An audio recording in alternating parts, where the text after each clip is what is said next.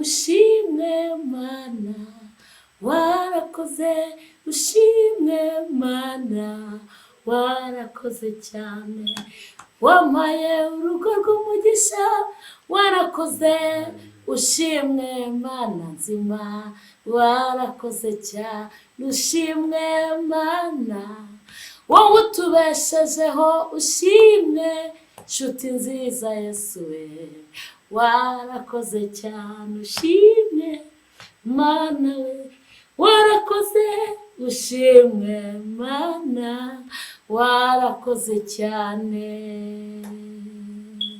Haleluya, amena. Turabasuhuje mu izina rya Yesu Kristo, umwami n'umukiza w'ubugingo bwacu.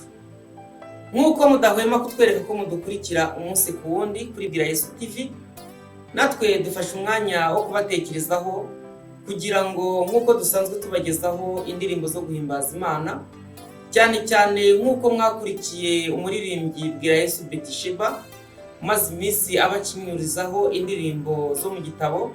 Uyu munsi arakomeje kandi nitwe dutunganya ibihangano bye, kandi turabashimira ko iyo mumukurikiye natwe muri muduteza imbere. Imana ibahe umugisha kandi mwinshi cyane. Uyu mwanya niyumvisemo kubaganiriza ijambo ry'Imana, nkaba ari jyewe utangirira abandi bantu bose bazakurikira abakozi b'Imana baje kubwirizaho ijambo ry'Imana. Ngo amazina yanjye nitwa Nkurunziza Jean Pierre, ye n'umugabo ndubatse, mfite umudamu n'abana 4. Ibindi Yesu aduhana umugisha. Ngiye kuganira ijambo ry'Imana riboneka mu Itangiriro ibice 3 uhereye ku murongo wa 21 kugeza ku murongo wa 24. Reka dusome mu izina rya Yesu Kristo, umwami n'umukiza w'ubugingo bwacu.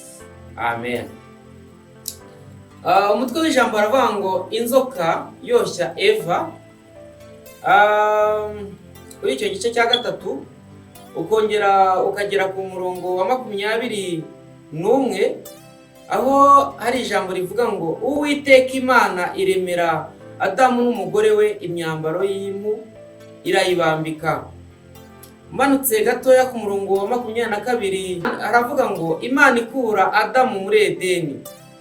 Umurongo wa 22 akavuga ngo Uwiteka Imana iravuga iti dore uyu muntu ahindutse nk'imwe yo muri twe ku byo kumenya icyiza n'ikibi, noneho atarambura ukuboko agasoroma no ku giti cy'ubugingo akarya akarama iteka ryose. 23 nicyo cyatumye Uwiteka Imana imwirukana muri ya ngobyi muri Edeni kugira ngo ahinge ubutaka yavuyemo.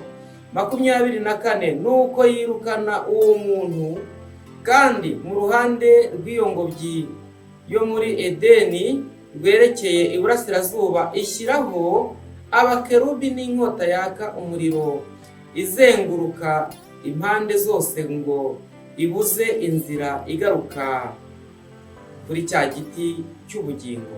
Bavandimwe, nagira ngo mbabwire ngo Imana yacu iradukunda. Sifa kwa Mungu. Imana yacu iradukunda.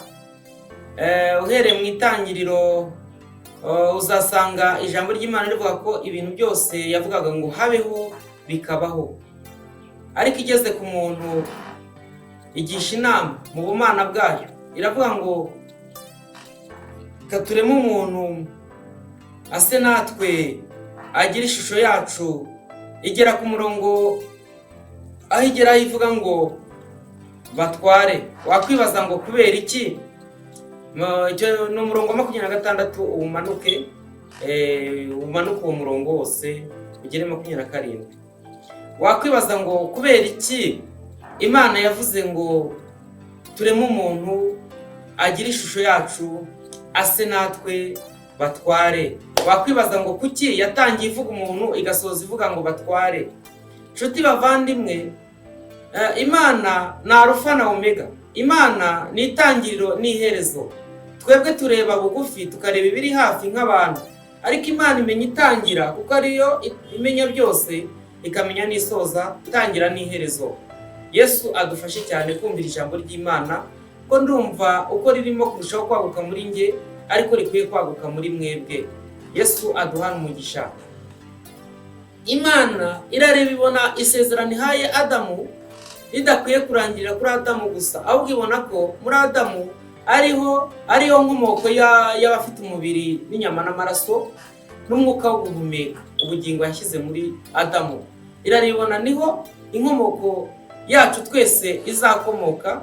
Irangije iravuga ati ubu butware reka noneho ubwo natangiye mvuga umuntu nsoze mvuga ngo batware, nawe kuvugamo nanjye ivugamo n'utaravuka n'uzavuka mu bindi binyejana, imuvugamo ko imuhaye gutwara. Sifa kwa Mungu. Imana itanga umunani, ntabwo umunani Imana itanga ari umunani urangira.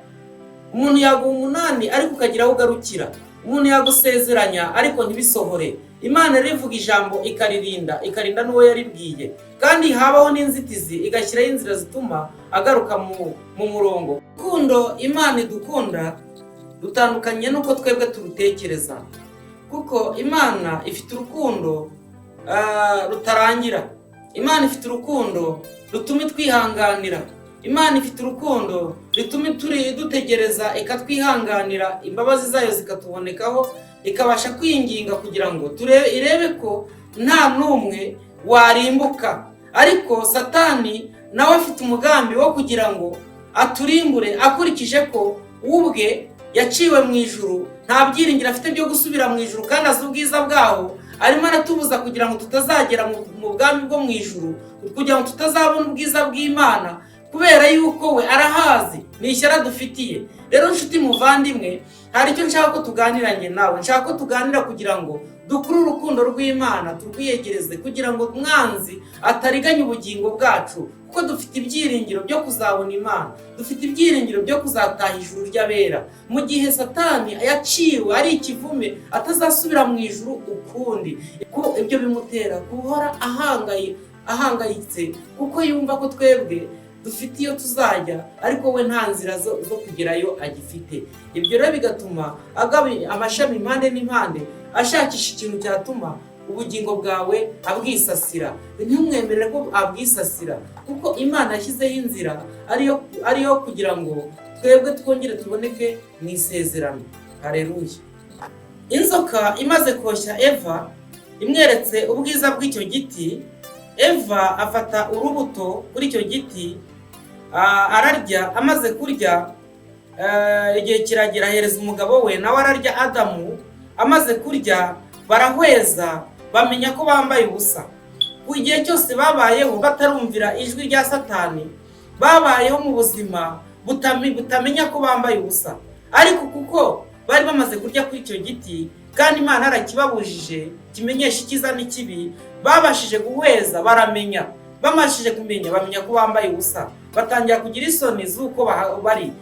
Mu gihe bari muri Edeni badafite ikibazo cyo kumenya ko bambaye ubusa, Satani abateza kumenya ko bambaye ubusa. Ngira ngo nawe mu buzima bwawe, iyo wakoze icyaha, urabizi neza ko kigenda kigukura ku bwiza bw'Imana, ugatangira guhuzagurika, ugatangira kwikeka ko utabonye imbabazi. Kandi wenda wanakwihana, ukihana kubera yuko uri mu bandi muri gusenga, wowe ukavuga ngo Imana imbabarire iki, kugira ngo batavuga ko nigize umukiranutsi, ariko ukabivuga bitari ku mutima.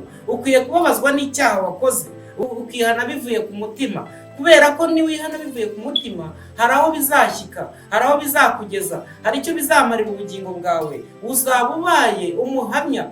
Wibuke ko hari ijambo Yesu yavuze, aravuga ngo umuhamiriza imbere y'abantu, nawe azamuhamiriza imbere y'abamarayika. Rero ukwiye guhamirizwa na Yesu imbere y'abamarayika, kuruta uko wowe wahamirizwa n'abantu. Ntugakorere ibintu kugira ngo unezeze abantu, ahubwo ujye ukorera ibintu kugira ngo Kristo muri wowe ahimbazwe. Haleluya. Imaze gushuka Eva ahaye umugabo ku rubuto, bose bamaze kwibonaho icyaha, igihe kiragera Imana irabagenderera. Imaze kubagenderera, hanyuma bumva imirindi, bajya kwihisha. Imana irahamagara ati, Adamu, Adamu, uri hehe? Ati, ndihishe. Ati, kuki wihishe? Nambaye ubusa. Imana ishyira isezerano hagati y'umugore n'inzoka, iravuga ngo urubyaro rw'uyu mugore ruzakumena umutwe, nawe kandi n'urutanga zaruca igitsinsino. Ibyo rero bituma hagati y'inzoka n'umuntu habamo iryo sezerano. Uyu munsi wa none inzoka iraduhiga. Inzoka isobanura uburiganya. Igihe cyose wabona inzoka ibisobanura uburiganya. Haba hari uburiganya Satani agambiriye kugira ngo agire icyo akuriganya Imana yarigambiriye kuri wowe. Rero Imana idufashe cyane kandi tugenderere, iturinde kuriganywa. Hanyuma nshuti muvandimwe, ndagira ngo mubwire ngo aho niho Imana yababaye irangije ivuga ijambo rikomeye. Iravuga ngo ikoranye inama kandi nongera iribwira mu bumana bwayo, iravuga ngo dore uyu muntu ahindutse nk'imwe yo muri twe ubwo kumenya icyiza n'ikibi, ngo noneho atarambura ukuboko agasoroma no ku giti cy'ubugingo akarya karamiteka. 23 bavuga ngo nicyo cyatumye imwirukana muri iyo ngobyi muri Edeni. Uruhande rwerekeye iburasirazuba ngo irukotesha abakerubi ngo n'inkota yaka umuriro ihora izenguruka ngo kugira ngo ibuze inzira igaruka kuri cya giti cy'ubugingo.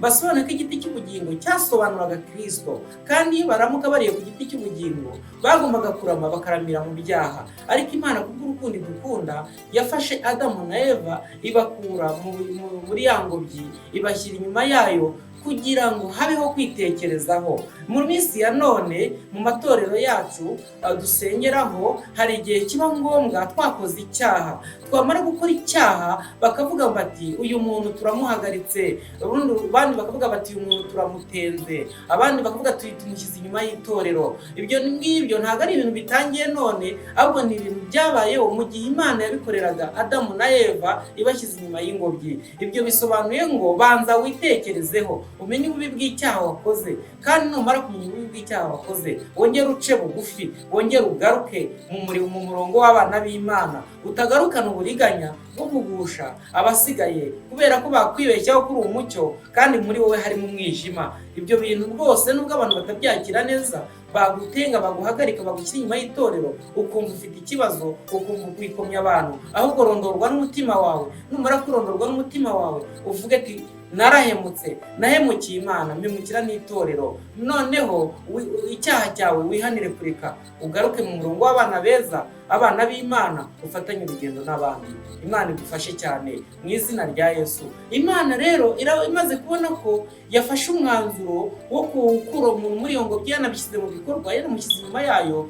Mbibutse ko hari ijambo rikomeye dusoma mu butumwa bwiza bwanditswe na Yohana, havuga ngo Yesu Kristo ari we ijambo ry'Imana ahinduka umuntu. Umurongo wa 10 akavuga ngo yari mu isi ndetse niwe wayiremye, yaje mu bye abe ntibamwemera, ngo icyakora bamwemeye bakizera izina rye, ngo yabahaye ubushobozi bwo kuba abana b'Imana. Ngo abo ntibabyawe n'amaraso n'ubushake bw'umubiri cyangwa bw'umugabo, ngo ahubwo abo babyawe n'Imana. Sifa kwa Mungu. Tugomba kwishimira ko ibyo byose bibayeho, amahirwe ya mbere atakiriho, Imana kubw'urukundo rwayo yatanze umwana wayo w'ikinege ari we Yesu Kristo, kugira ngo umwizera wese atarimbuka ahubwo ahabwe ubugingo buhoraho. Kristo rero wari ijambo ry'Imana ahinduka umuntu, yisanisha natwe. Amaze kwisanisha natwe bituma atoranya umuryango ukora imirimo iciriritse kwa Yosefu w'umubaji na nyina Mariya. Arangije Yesu yemera kuvukirayo kugira ngo icyubahiro cyari kimuriho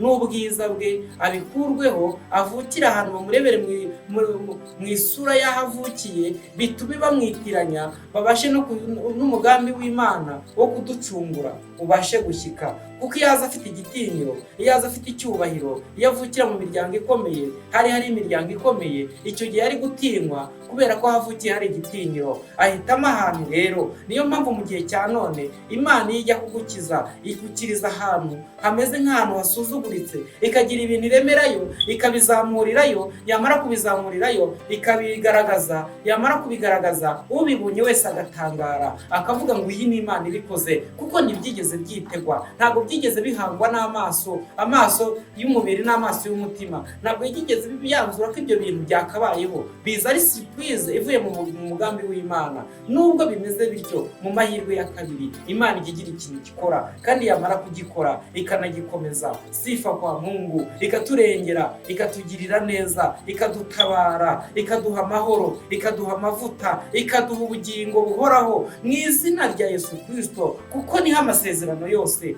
basohorezwa. Mbibutse ko ijambo Kristo cyangwa Yesu Kristo ni kashe y'abera, ni kashe y'inzira y'amasezerano, ni kashe dutabarirwamo, ni kashe tudepoza, ni kashe ikurura amasezerano, ni kashe iduhesha kuvugana n'Imana, ni kashe iturenza ikirere, ikaturenza ibicu, ikatugeza aho ku rugi tugakomanga dushaka kureba Imana. Izina rya Yesu ngo niyo nzira yonyine yo gukirizwamo, niyo nzira yonyine yo kuboneramo Imana. Yaravuze ngo ninjye, ntabwo ari komanteri, ninjye nzira n'ukuri n'ubugingo, ntawe ujya kwa Data atari jye mujyanye. Arongera avuga ngo ntimuhagarike n'imitima, kandi ngo mwizere Imana, nanjye munyizere. Mu rugo kwa Data hariyo amazu menshi, ngo yaba adahari babwiye, ngiye kubategurira hanyu ngo nzagaruke mbajyaneyo. Sifa kwa Mungu. Dufite ibyiringiro byo kuzagera aho yagiye kudutegurira, ubwo yanesaga Satani, akanesha urupfu, akanesha akazuka, akazukira rimwe natwe, kugira ngo muri we tuzabashe kubona Imana. Mu izina rya Yesu Kristo rero Imana idufashe cyane. Ndagira mbabwire ngo urukundo rwa Yesu rwatumye muri uko kwisanisha natwe, kuvukira ahagayitse, kuvukira aho bamwitiranya, yagira igitangaza akora bakavuga ngo uyu nguyu yarigereranyije, simwe ni Yosefu na Mariya, ese na nyina ntitubazi. Nawe bajya bakwitiranya, barakwitiranya, bagukekera hantu bazi, ariko aho bazi niho Imana igiye kuza igira ikintu irema. Nimara kukirema isi yose ibimenye ko Imana yaremye igitangaza kivugira. Nshuti muvandimwe, Imana nirema igitangaza ntabwo wowe uzavuga, kuko ntiwavuga ngo ugeze aho igitangaza cyagera, ahubwo cyo ubwacyo kizavuga. Ijambo riravuga ngo hari icyo nzakora amatwi acyumvise ngo acure injereri. Injereri bivuze ngo hazabaho uwihwiza, hazabaho utuntu twinshi cyane tugaragaza ko Imana yakoze, kandi n'uyu munsi iracyakora. Sifa kwa Mungu. Nyemera ugarukane ubwiza bw'Imana, nyemera wakire Yesu Kristo umwami n'umukiza w'ubugingo bwacu, hanyuma ubundi umuharire ibyo azakora ni ubizi. Kandi yabigambiriye umunsi ajya ku musaraba, yabigambiriye umunsi bamutera icumu ryo mu rubavu, yabigambiriye umunsi abira ibyuya mu gashyamba k'Igetsemani, ubwo yabiraga ibyuya bivanze n'amaraso. Ibyo byose bikamutera kumaramaza kugira ngo akuzane. Muvandimwe, yadukuye inyuma y'ingobyi. Ndashaka kuvuga gato ku nyuma y'ingobyi, aho twari turi ubwo Imana yari yababaye, yadukuye yakuye Adamu na Eva muri Edeni, yamushyize inyuma. Ariko kuko Kristo ari we jambo wahindutse umuntu, kandi mu itangira avuga ngo yaravugaga ngo habeho, Kristo akaza mu buryo bw'ijambo akarema bikabaho, kuko ari we wasohozaga iby'Imana ivuze. Amen. Aho hantu umuntu utarasobanukirwa arushe gusobanukirwa, amenye Imana, amenye Umwana, amenye n'Umwuka Wera. Sifa kwa Mungu. Ni imbaraga zikorera mu Mana, ni imbaraga z'ubutatu butagatifu zuzuzanya, zijya inama, ziganira, zikarema, kandi ibyo ziremye bikaboneka. Sifa kwa Mungu. Ndagira ngo tugane gato ku ijambo inyuma y'ingobyi. Inyuma y'ingobyi. Inyuma y'ingobyi nawe ushobora kubura iyo. Inyuma y'ingobyi ni igihe uvuye mu isezerano. Inyuma y'ingobyi ni igihe uvuye aho Umwami Yesu akubonera, akwishimiye, wowe ukajya inyuma y'ingobyi. None inyuma y'ingobyi nta humure ribayo, inyuma y'ingobyi nta butabazi bubayo, inyuma y'ingobyi ni amarira, inyuma y'ingobyi hatekerezwa kwiyahura, inyuma y'ingobyi hitangirwa itama, inyuma y'ingobyi upima ikirere ukabura igisubizo, inyuma y'ingobyi nta jambo, inyuma y'ingobyi nta ruvugiro, inyuma y'ingobyi hari izuba, inyuma y'ingobyi hari imbeho, inyuma y'ingobyi hari ukwiganyira, inyuma y'ingobyi hahumure. Aho niho Yesu rero yadusanze, adukura inyuma y'ingobyi atugarura mu ngobyi, mu buryo bw'amasezerano, atugarura mu ngobyi. Imana iturebera mu maraso, iturebera mu maraso, irangije iratwishimira. Umugambi yari yadufatiye n'umwanzuro Imana yemera guhendahendwa ihendahendewe mu mwana wayo, muri Kristo, mu maraso, mbese muri ya mibabaro yemera guhendahendwa ihendahendewemo. Irakuza kugeza mu ntoki ubu mwana wayo. Nagira ngo nkubwire ngo uyu mwanya wa none, niba uzi neza ko hari aho wageze ukajya inyuma y'ingobyi, ukavaho umwami Kristo wakubambiwe yari yagushyize mu ngobyi, ugasubira inyuma y'ingobyi, nakugira inama ngo garukira mwene Data. Garukira kubwira ijambo, garukira kubwira ijambo, garukira kubwira ijambo, garukira kubwira ijambo. Fata umwanzuro. Imana inezezwa n'umuntu ufata umwanzuro. Imana inezezwa n'umuntu ufata umwanzuro. Garukiraho. Akira Yesu Kristo umwami n'umukiza w'ubugingo bwawe. Akira Yesu Kristo umwami n'umukiza w'ubugingo bwawe. Akira amasezerano y'Imana. Akira ihumure. Akira gukurwaho karande. Akira kwinjira mu isezerano. Akira ari iby'imiryango itagezeho ku bwa karande, ariko muri Kristo kumwakira uri icyaremwe gishya, hindurirwa amateka. Akira kubaho. Yesu aduhanisha. Iri jambo nibwo bwa mbere rikugezeho, cyangwa se ryakugezeho, ariko rifite uko rije, kuko rihora rishya. Tubyemeranyweho. Uyu mwanya yemera guhendahenda. Nshuti muvandimwe urimo kunyumva ku mpera y'isi, ahantu hose hatandukanye, nagira ngo nkubwire ngo ijambo ry'Imana ntirisiga ubusa, risohoza icyo Imana iritumye. Kandi iyo wakira ijambo ry'Imana wakiriye Kristo. Yesu adufashe cyane. Reka turangize dusenga, kandi Imana ibahe umugisha umwanya wo gukurikira ijambo ry'Imana. Mana Data, mu izina rya Yesu Kristo umwami n'umukiza w'ubugingo bwacu, twari kure y'ubwiza bwawe, twari kure y'amasezerano, twari kure y'urukundo, twaramaze kwikura mu buntu bwawe, turi kure, twarihebye. Amajwi adusakuriza ari aya Satani, ariko ijwi ryawe ryiza rituje riratwongora, ridukura mu rusaku, ritwinjiza mu ngobyi, twongera kumva Imana bundi bushya, twongera kubona ubutabazi bw'Imana bundi bushya. Uyu munsi dushimishijwe n'ineza yawe n'urukundo rwawe.